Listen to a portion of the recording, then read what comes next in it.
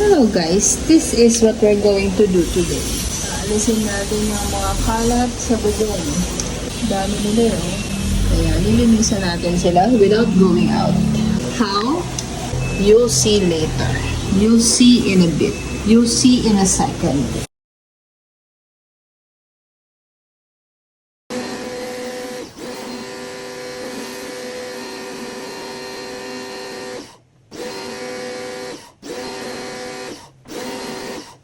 Ganun kasimple.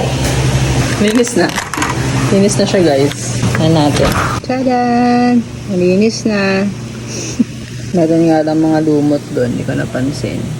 But overall, malinis na siya. Wala na yung mga dahon. Wow! Yay! Thank you, pressure washer. Ano to eh? Sharkman pressure washer.